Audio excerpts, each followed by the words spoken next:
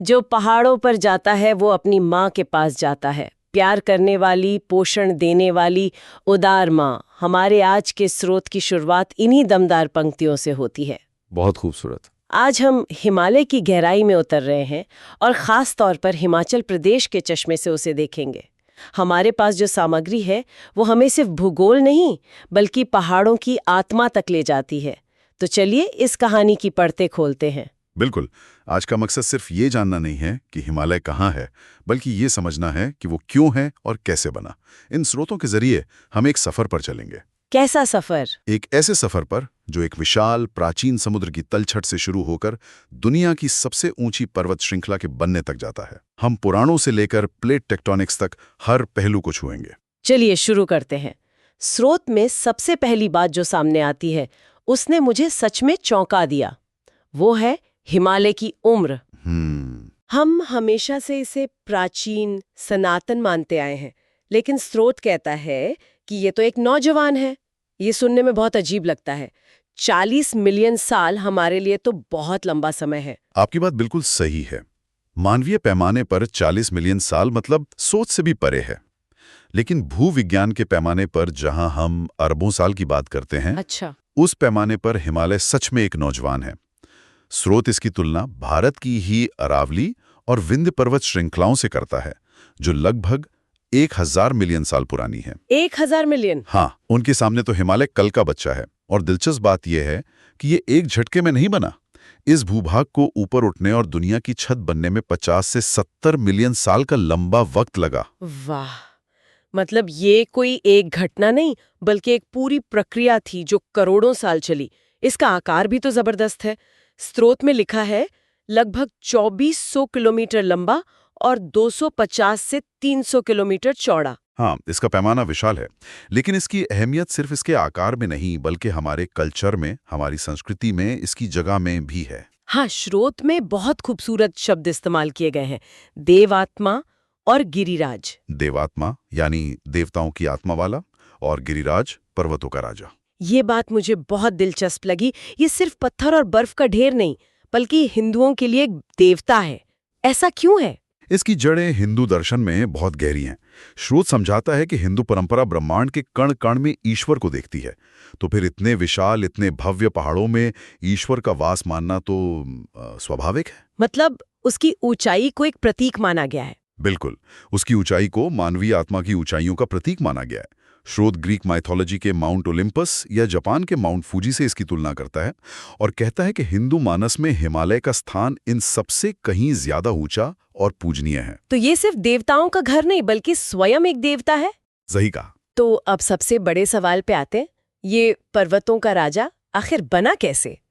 मुझे पता है इसमें प्लेट टेक्टोनिक्स और टकराव जैसी बातें हैं, लेकिन क्या हम इसे आसान भाषा में समझ सकते हैं? जरूर। इसकी सबसे स्वीकृत कहानी है महाद्वीप महाद्वीप टकराव। जरा कल्पना कीजिए, जहां आज हिमालय खड़ा है वहां करोड़ों साल पहले टेथिस नाम का एक विशाल समुद्र लहराता था। हिमालय की जगह पे हाँ, एक समुद्र? हाँ, इसके एक तरफ दक्षिण में गोंडवाना भूभाग था, जिसका हिस्सा आज का भारत है, और दूसरी तरफ उत्तर में अंगारा भूभाग मतलब यूरेशियन प्लेट। अब सोचिए कि ये दोनों विशाल जमीनी टुकड़े एक दूसरे की तरफ तैर रहे हैं, बहुत धीमी गति से। बहुत ही धीमी गति से, और बीच में ये टेथिस सागर फंस गया। और जैसे जैसे ये भूभाग पास आते गए, उस समुद्र का क्या हुआ? उसकी जो नरम तलछट थी, जो लाखों सालों से नदियों द्वारा लाई गई मिट्टी, रेत और समुद्री जीवों के अवशेषों से बनी थी, उस पर जबरदस्त दबाव पड़ने लगा। वो दबने लगी, सिकुड़ने लगी और फिर ऊपर की ओर उठने लगी। जैसे किसी कागज को दोनों सिरों से दबाए, हाँ, तो वो बीच से ऊपर उठ जाता है। बिल्कुल वही। स्रोत में इसके बनने की प्रक्रिया को 5 मुख्य चरणों में बांटा गया है। ठीक है, एक एक करके इन चरणों को समझते हैं, क्योंकि मुझे लगता है कि असली कहानी इन्हीं में छुपी है। तो पहला चरण था जियोसिंक्लाइन का निर्माण। ये एक भारी भरकम शब्द लगता है, पर इसका मतलब आसान है। क्या है इसका मतलब? ये बस तेथिस सागर की वो गहरी खाई थी जिसमें दोनों महाद्वीपों से नदियां लाखों साल तक तलछट मतलब मिट्टी, रेत, पत्थर ये सब जमा करती रहीं। एक तरह से ये हिमालय की नींव थी जो समुद्र के नीचे तैयार हो रही थी। तो हिमालय की नींव समुद्र के अंदर बन रही थी, ये सोचना ही अजीब है। फिर इस नींव का क्या हुआ जब ये दो महाद्वीप असल में एक दूसरे की तरफ बढ़ने लगे? यहीं से दूसरा चरण शुरू होता है। जब भारतीय प्लेट यूरेशियन प्लेट की ओर बढ़ने लगी तो बीच का समुद्री बेसिन सिकुड़ने लगा। इस दबाव के कारण किनारों पर जमा हुई वो नर्म तलछट जो अब चट्टान बन चुकी थी, उसमें सिलवटें पड़ने लगी। हाँ, जैसे किसी कालीन को दीवार की तरफ धकेलने पर उसमें लहरें बन जाती हैं, ठीक वैसे ही उन चट्टानों में मोड़ आने लगे। और तीसरा चरण, जहां टकराव और भी नजदीक आ जाता है, मतलब असली टक्कर होने वाली है। हाँ, ये वो मोड़ है जहां टक्कर लगभग हो चुकी है। जैसे ही दोनों महाद्वीप टकराने के करीब पहुंचे, जो थोड़ी बहुत समुद्री परत बीच में बची थी, वो दोनों प्लेटों के बीच में फंसकर बुरी तरह पिस गई। तो वो परत कहाँ गई? वहीं पर दोनों प्लेटें एक दूसरे से जुड़ गईं, जैसे वेल्ड हो गई हों। भूवैज्ञानिक इसे स्यूचर जोन या सिवनी क्षेत्र कहते हैं। ये उस प्राचीन टकराव का एक निशान है, एक भूवैज्ञानिक घाव जो आज भी मौजूद है। स्रोत में इसका एक सटीक उदाहरण भी है, इंडस सांगपो स्यूचर जोन। तो अब प्लेटें टकरा चुकी हैं, जुड़ चुकी हैं। इसके बाद चौथा चरण आता है, जिससे असल में पहाड़ खड़े हुए होंगे, है ना? बिल्कुल सही। अब जब दो महाद्वीपीय परतें टकराईं तो उनका घनत्व कम होने की वजह से वे भारी समुद्री परतों की तरह पृथ्वी के मेंटल में नीचे नहीं धंस सकती थीं। अच्छा। सोचिए, दो विशाल हल्के थर्माकोल के ब्लॉक टकरा रहे हैं। उनके पास नीचे जाने की जगह नहीं है तो वो कहाँ जाएंगे? ऊपर की तरफ। एग्जैक्टली। उनके पास ऊपर उठने के अलावा कोई रास्ता नहीं था। और इसी से उन मुड़ी हुई विकृत चट्टानों की एक विशाल पट्टी बनी जो आज हिमालय पर्वत श्रृंखला है। और सिर्फ हिमालय ही नहीं, उसके पीछे दुनिया के छत कहा जाने वाला विशाल तिब्बती पठार भी इसी टकराव की देन है। एक मिनट, मतलब ये प्रक्रिया अभी खत्म नहीं हुई है। हम सोचते हैं कि पहाड़ बन चुके हैं, वे स्थिर हैं। क्या इसका मतलब है कि हिमालय आज भी ऊंचा हो रहा है? आपने बिल्कुल सही पकड़ा। यही पांचवां और आखिरी चरण आता है, जो आज भी चल रहा है। जब टकराव का प्रतिरोध बहुत ज्यादा बढ़ गया तो प्लेटों का एक दूसरे की ओर बढ़ना लगभग रुक गया। तब से हवा, पानी और बर्फ से पर्वत श्रृंखला का क्षरण हो रहा है, मतलब वो घिस रही है।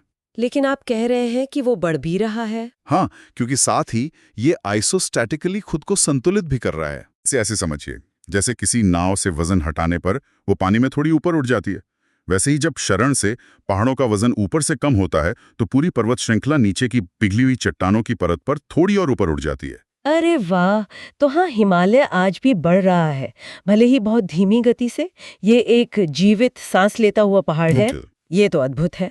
अब जरा हिमाचल प्रदेश पर ध्यान केंद्रित करते हैं।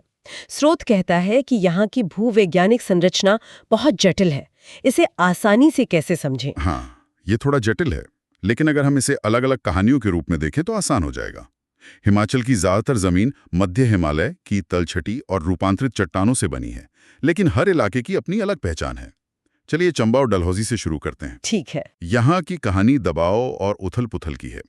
यहाँ दक्षिण में शिवालिक की नई पहाड़ियां पुरानी हिमालयी चट्टानों के ऊपर चढ़ी हुई हैं। भूवैज्ञानिक इसे थ्रस्ट कहते हैं। थ्रस्ट का मतलब क्या हुआ? थ्रस्ट का मतलब है कि दबाव इतना ज्यादा था कि चट्टानों की एक परत टूटकर दूसरी के ऊपर चढ़ गई, जैसे ताश के पत्ते फिसलकर एक दूसरे पर चढ़ जाते हैं। डलहौजी में तो हमें ज्वालामुखी चट्टानें भी मिलती हैं, जो इस पूरे मिश्रण को और भी जटिल बना देती हैं। ठीक है। अब कांगड़ा और स्पीति की बात करते हैं। मैंने स्पीति की तस्वीरें देखी हैं। वहाँ की चट्टानें बिल्कुल अलग दिखती हैं, जैसे किसी ने किताब के पन्ने एक के ऊपर एक रख दिए हों। आपने बहुत अच्छी बात कही। वो सच में इतिहास की किताब के पन्ने ही हैं।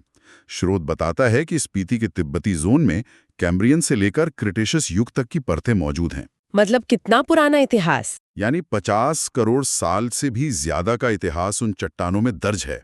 स्रोत में एक मजेदार बात भी बताई गई है कि कांगड़ा के कनिहारा के पास जो स्लेट मिलती है वो इतनी अच्छी क्वालिटी की है कि छत बनाने के लिए बहुत कीमती मानी जाती है। तो यहाँ भूविज्ञान सीधा हमारी जिंदगी से जुड़ जाता है। बिल्कुल। और शिमला, स्रोत में तो उसकी चट्टानों की परतों का जिक्र है, जैसे कोई लिस्ट हो। शिमला की कहानी एक बहुत बड़ी पहेली है। स्रोत बताता है कि यहाँ की भूविज्ञानिक संरचना एक केक की तरह है, जिसमें अलग अलग तरह की चट्टानें, चूना पत्थर, स्लेट, क्वार्ट्जाइट एक दूसरे के ऊपर जमी हुई हैं। लेकिन यहाँ जो सबसे हैरान करने वाली बात स्रोत बताता है वो ये है कि इन चट्टानों में कोई जीवाश्म नहीं मिला है। जीवाश्म नहीं मिले? इसका क्या मतलब है? जीवाश्म चट्टानों के जन्म प्रमाण पत्र की तरह होते हैं। उनसे हमें पता चलता है कि चट्टान कब और कैसे माहौल में बनी थी। तो उनके बिना तो हम असल में एक भूवैज्ञानिक रहस्य के ऊपर चल रहे होते हैं, जिसकी उम्र कोई ठीक ठीक नहीं जानता। वाह, ये तो मैंने कभी सोचा ही नहीं था। लेकिन सिरमौर में तो जीवाश्म मिले हैं, है ना? हाँ, और इसीलिए सिरमौर इतना खास है। यहाँ के शिवालिक पहाड़ियों में प्लायोसीन युग के स्तनधारी जानवरों के बहुत सारे जीवाश्म मिले हैं। अच्छा। ये जीवाश्म हमें उस समय के जीवन की एक खिड़की देते हैं कि लाखों साल पहले यहाँ कैसे जानवर रहते थे, यहाँ का पर्यावरण कैसा था। ये हमें सीधे अतीत में झांकने का मौका देते हैं।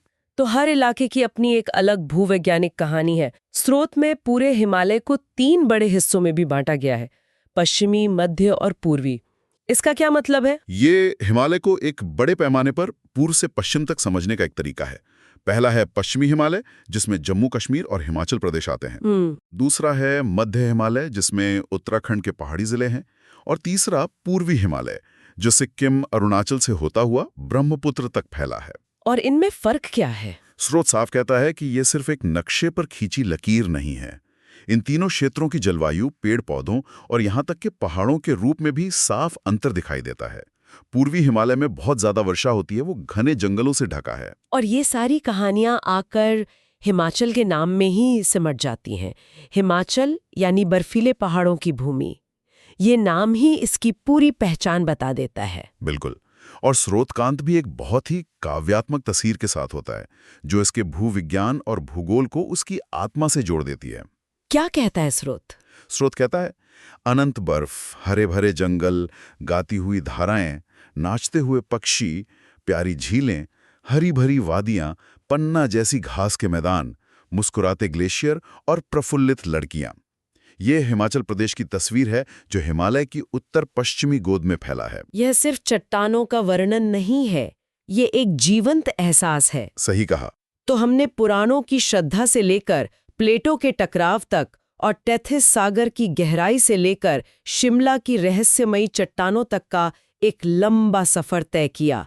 यह सिर्फ एक भूभाग की कहानी नहीं है, यह समय, दबाव और शक्ति की एक महागाथा है। और अंत में एक विचार छोड़ जाता हूं। स्रोत हमें याद दिलाता है कि हिमालय भूवैज्ञानिक रूप से अभी भी जीवित है। ये आज भी ऊपर उठ रहा है, बदल रहा है। ये हमें सोचने पर मजबूर करता है कि जो पहाड़ हम आज देख रहे हैं, वे हमेशा ऐसे नहीं थे और हमेशा ऐसे नहीं रहेंगे। बिल्कुल। तो सवाल ये उठता है, आज से 10 लाख साल बाद ये पहाड़ कैसे दिखेंगे? और वो चट्टानें जो आज बन रही हैं, भविष्य के भूवैज्ञानिकों को हमारे समय की कौन सी कहानियां सुनाएंगी?